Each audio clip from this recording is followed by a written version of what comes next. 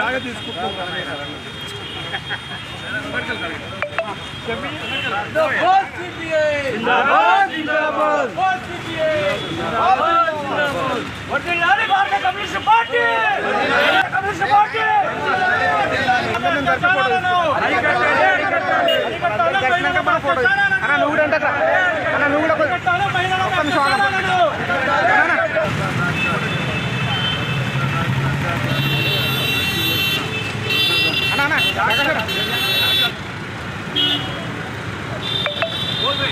డాక్టర్పై అత్యాచారం చేసిన వ్యక్తులను వెంటనే శిక్ష వేయాలి. డాక్టర్పై చేసిన అత్యాచారాన్ని వెంటనే శిక్ష వేయాలి.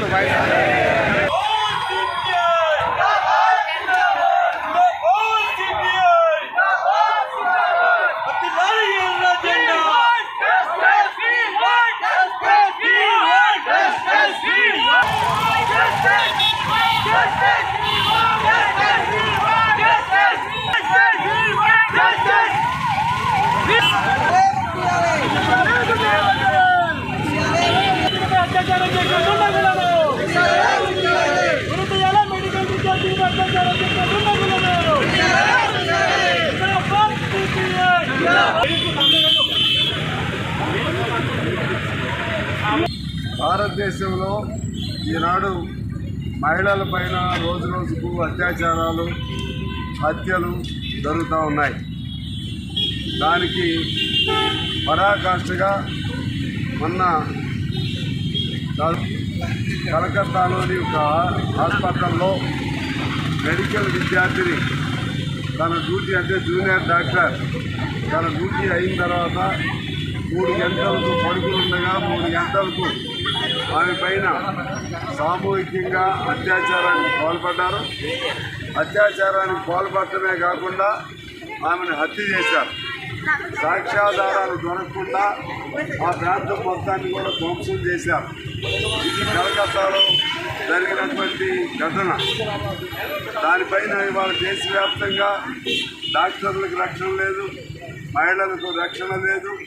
అదేవిధంగా అర్ధరాత్రి మహిళ బయటకు వచ్చే పరిస్థితి లేకపోగా రక్షణగా ఒక ప్రాంతంలో ఇంట్లో ఉన్నా కూడా ఇవాళ రక్షణ లేని పరిస్థితి వచ్చింది.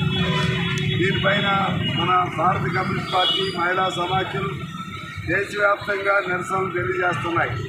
అందులో భాగంగా ఇవాళ కూడా ఇక్కడ మన సంగారెడ్డిలో, మెదక్, సంగారెడ్డి ఉమ్మడి జిల్లాలు తరపున మహిళలు, అలాగే మన పార్టీ కాంగ్రెస్ ఈ ధర్నా కార్యక్రమాన్ని తలపెట్టడం జరిగింది.